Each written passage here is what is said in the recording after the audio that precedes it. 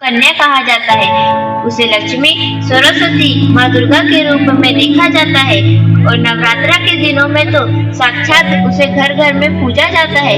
फिर क्या हो गया कि आज वह अपने अस्तित्व की लड़ाई लड़ रही है, वह अपने जीवन की भीख मांग रही है।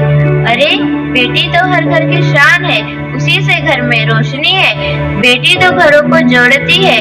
तो आइए बेटियों के सम्मान में हम एक नाटक प्रस्तुत करने जा रहे हैं, जिसका शीर्षक है बेटी बचाओ बेटी पढ़ाओ। मीरा, ओ मीरा, तुमने मुन्ना को कहीं देखा क्या? पता नहीं सुबह सुबह कहाँ चला गया। अभी उसने कुछ खाया भी नहीं, दूध भी नहीं पिया और स्कूल जाने की तैयारी भी तो करनी है। नहीं माँ, मैंने तो मुन्ना को नहीं देखा। मैं तो सुबह से बर्तन ही धो रही हूँ। माँ, मुझे भी स्कूल जाना है। मुझे पढ़ना लिखना बहुत अच्छा लगता है। मेरा भी दाखिला स्कूल में करा दो ना माँ। या स्कूल जाने वाली, घर के कामकाज अच्छे से सीख ले, आगे चलकर यही तेरे काम आने वाले। पढ़ लिख कर कौन सा तुझको कलेक्टर बनना है? जल्दी जल्दी बर्तन साफ कर। माँ जी, मीरा को भी स्कूल में दाखिला दिला दीजिए ना, उसे भी पढ़ना लिखना जरूरी है। तू चुप कर, पढ़ना लिखना ये तो केवल लड़कों का काम है। उन्हें आगे चलकर घर गृहस्थी की जिम्मेदारी जो संभालनी होती है।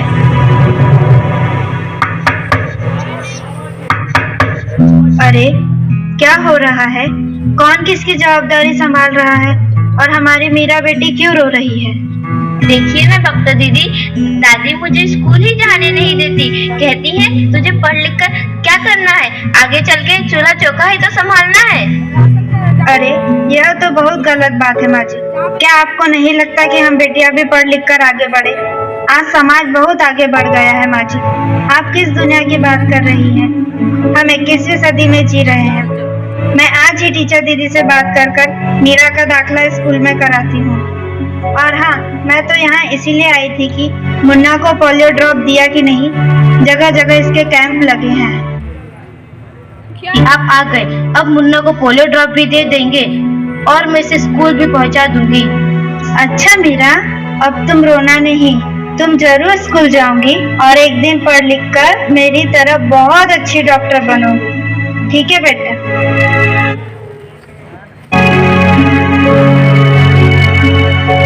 बहू, जरा एक गिलास पानी तो लाना। अभी लाई बाबूजी। ये लीजिए बाबूजी।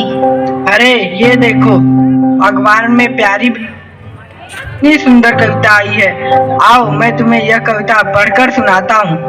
कहती बेटी बाह पसार, मुझे चाहिए प्यार दुलार। बेटी की अनदेखी क्यों करता है निष्ठुर संसार। सोचो जरा हमारे बिन बसा सकोगे घर परिवार। गर्भ से लेकर यौवन तक मुझ पर लटक रही तलवार। मेरी व्यथा वेदना का अब हो स्थायी उपचार। जब माँ ही जग में न होगी तो तुम जन्म किससे पाओगे। जब बहन न होगी घर आंगन में तो किससे रूठोगे, किसे मनाओगे। जब दादी नानी न होगी तो तुम्हें कहानी कौन सुनाएगा। जब कोई स्वप्न सुंदरी ही न होगी तो तुम किससे ब्याह रचाओगे। जब घर में बेटी ही न होगी तो तुम किस पर लाड लुटाओगे। जिस दुनिया में स्त्री ही न होगी उस दुनिया में कैसे रह पाओगे। जब तेरे घर में बहू ही न होगी तो कैसे वंश आगे बढ़ाओगे। नारी के बिन जग सुना है, तुम ये बात कब समझ पाओगे। हाँ तो भाग्यवान, कैसी लगी यह कविता, है ना मजेदार? काहे की मजेदार कविता, मुझे नहीं आई पसंद। अरे कोई घर में है क्या? आइए आइए टीचर दीदी, हम आप ही का इंतजार कर रहे थे। हाँ, जरा मैं कुछ दिनों के लिए बाहर चली गई थी, इसलिए यहाँ नहीं आ पाई। डॉक्टर बहन जी कह रही थी आपने मीरा का अभी तक दाखिला नहीं कराया। ये तो बहुत होनहार छात्रा है, हमेशा अच्छे अंक लेकर उत्तीर्ण होती है। हाँ, मैं भी तो यही चाहती हूँ कि मीरा स्कूल जाए, खूब पढ़े, पर मेरी यहाँ सुनता कौन है। हाँ हाँ, खूब पढ़ाओ लड़की को और बाहर भेजो। जब कुछ गलत सलत हो जाएगा ना तो मुंह छुपाने की भी जगह नहीं मिलेगी। अरे माँ जी, आप कहाँ की बात कहाँ लेकर बैठ गई?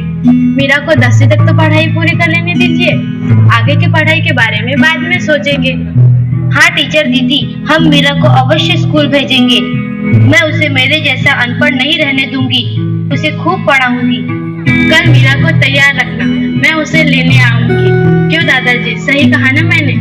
हाँ हाँ बेटा, बिल्कुल सही कहा। मैं तो कब से कह रहा हूँ कि मीरा को भी स्कूल जाने दो। प्रणाम दादाजी। प्रणाम बेटा। बेटी बचाओ बेटी पढ़ाओ।